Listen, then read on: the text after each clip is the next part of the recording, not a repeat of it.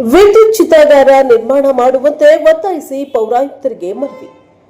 ಚಾಮರಾಜನಗರದಲ್ಲಿ ಜಿಲ್ಲಾ ಕೇಂದ್ರದಲ್ಲಿ ವಿದ್ಯುತ್ ಚಿತಾಗಾರ ನಿರ್ಮಾಣ ಮಾಡುವಂತೆ ಒತ್ತಾಯಿಸಿ ವಿಜಯಕುಮಾರ್ ಜಟ್ಟಪ್ಪ ಅವರ ನೇತೃತ್ವದಲ್ಲಿ ನಗರದ ನಗರಸಭೆ ಕಚೇರಿಯಲ್ಲಿ ಪೌರಾಯುಕ್ತ ಪರಶುರಾಮ್ ಚಲವಾದಿ ಅವರಿಗೆ ಮನವಿ ಸಲ್ಲಿಸಲಾಯಿತು.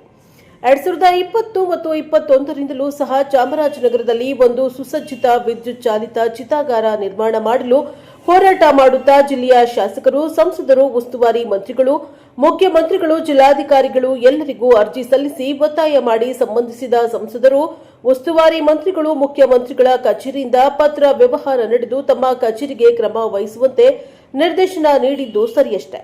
2024-25ನೇ ಸಾಲಿನ ಆಯವ್ಯಯ ಮಂಡಿಸಿದ ಅಂದಿನ ಆಡಳಿತಾಧಿಕಾರಿಗಳು ವಿದ್ಯುತ್ ಚಾಲಿತ ಚಿತಾಗಾರಕ್ಕೆ 2.50 ಕೋಟಿ ರೂಪಾಯಿಗಳನ್ನು ಮೀಸಲು ಇಟ್ಟಿದ್ದಾರೆ.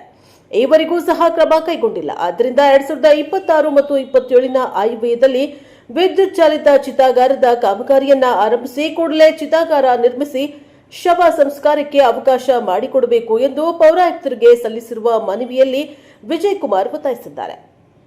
ಈ ಸಂದರ್ಭದಲ್ಲಿ ಮುಖಂಡರಾದ ವೇಲುಮಣಿ, ಮಹದೇವಪ್ಪ, ರಂಗಸ್ವಾಮಿ ನಾಯಕ, ಅಮಚವಾಡಿ ಶಿವಣ್ಣ ಹಾಜರಿದ್ದರು. ಬ್ಯೂರೋ ರಿಪೋರ್ಟ್ ಹೊಂಬ ನಂಜುಂಡ ನಾಯಕ, ಪ್ರಜಾಪವ ಟಿವಿ, ಚಾಮರಾಜನಗರ.